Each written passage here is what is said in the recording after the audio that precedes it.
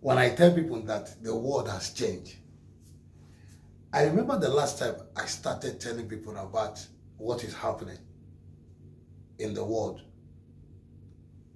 diaspora as a whole. People can say how Nigeria is crying. How, if not even Nigeria, African countries are crying.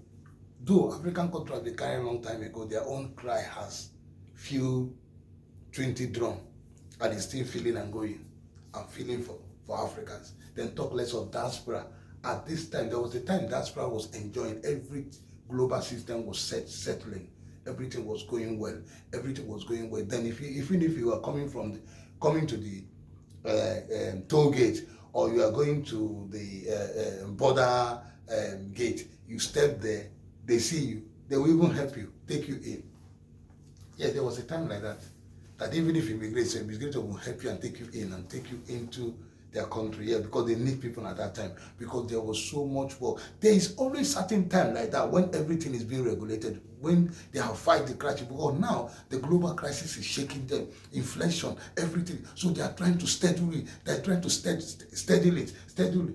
You know what I mean? Steady it. Stable it, I mean. Sorry, I mean, let me not speak the English. Stable it. That's what is happening now. Whenever they are trying to stable their countries, that is when you start seeing all this deportation, complaints, different things, people losing their job, people not, so many things happening. But as soon as they stable it, then you will see that they will need people. Now they are still fighting with the global crisis. They have not even finished dealing with the change of climate change. They are still dealing with that one. That one is something that they are fighting with, that have been eating a lot, that have been causing a lot of inflation. Climate change, yeah. People, so many countries cannot manage it. Mostly Africans, they can't manage it. So all those things are causing. Now, because of that, now you see how tightening, everybody is tightening their border. That's plus all those countries, Switzerland, Canada, US, America, UK, and so many countries, you see them, that's how they are just blocking every single places, closing it and tightening it up, so that they can be able to stable it. Because they feel that, they can't stable it when people are flowing in, so they cannot be able to control the immigration coming in. So they want to like manage the one they have, stable it, then maybe open their border if they feel like that they need people. When they need people, they used to open a bomb, they just open it.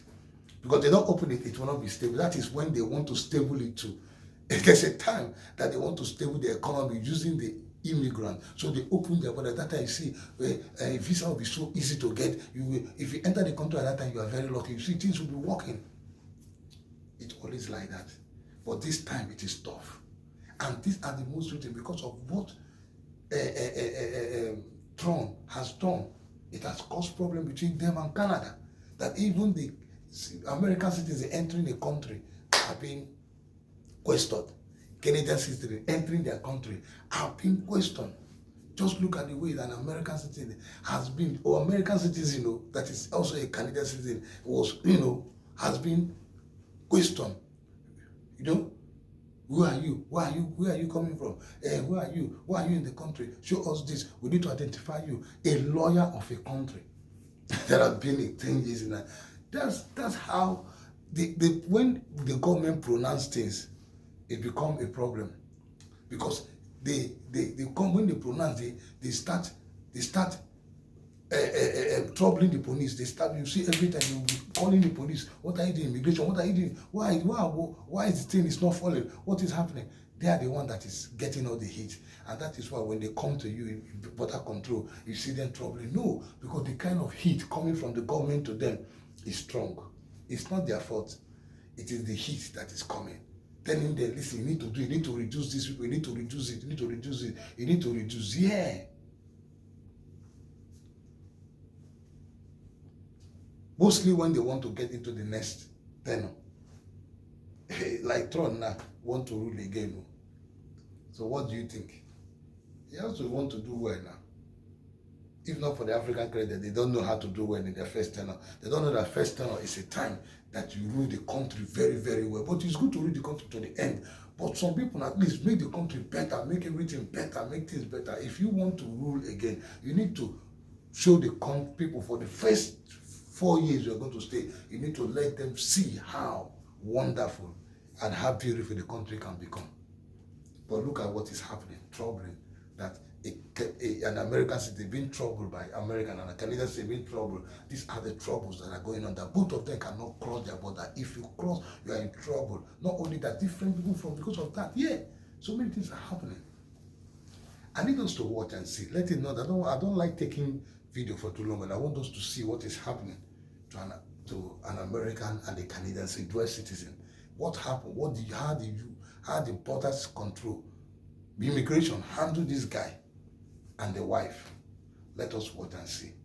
You see right here on NBC 10 Boston, a real estate attorney, an American citizen returning from Canada, says that he was detained without explanation. Thanks for staying up with us tonight. I'm Priscilla Casper. And I'm Colton Bradford. Now, that New Hampshire man says he was traveling back from a quick family trip on Sunday when this happened. He spoke exclusively to our Jericho Tran about his experience.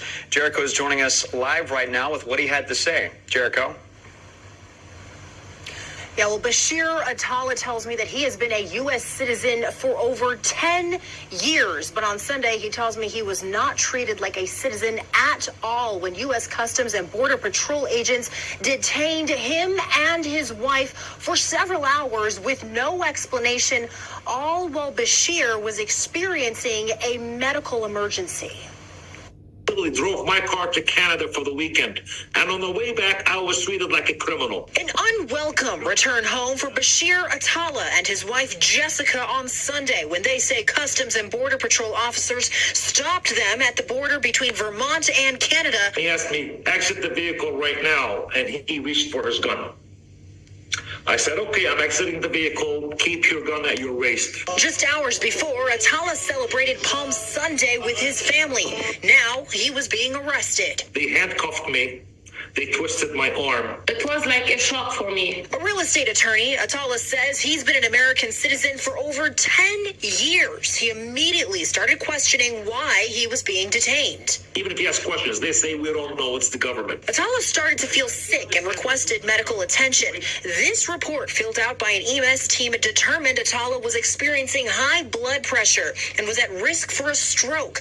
They say Attallah needed further medical attention, which he refused after he says Border Patrol agents explained what they would do next. They're definitely going to escort me to the hospital and have an officer guard me and bring me back and start from zero. Attallah says CBP agents requested to look into his email on his phone, which he denied them access to because of attorney-client privilege. So I had to, under duress, give him permission to look through my email, through my privileged information, and he made me write a statement signed by me saying that I gave him permission to look through the email. After several requests, Attallah says CBP agents called his sister Celine Attallah, who is an immigration attorney. It started with the immigrants. It's coming to us Americans, and it's gonna go after all of us. After nearly 5 hours, Attallah says he and his wife were released. They are now pursuing legal action. I really thought things would change after this administration, when we had Mr. Trump in office. Things would change to the better. Things actually changed to the worse. Now, I reached out to the Department of Homeland Security and U.S. Customs and Border Patrol. They have not got back to me yet, but there's still a lot of questions in the air. Bashir needs to leave to Lebanon in just a couple days. He'll be there for a couple months, and he doesn't know what's going to happen when he tries to come back. In Needham, Jericho Tran, NBC 10 Boston.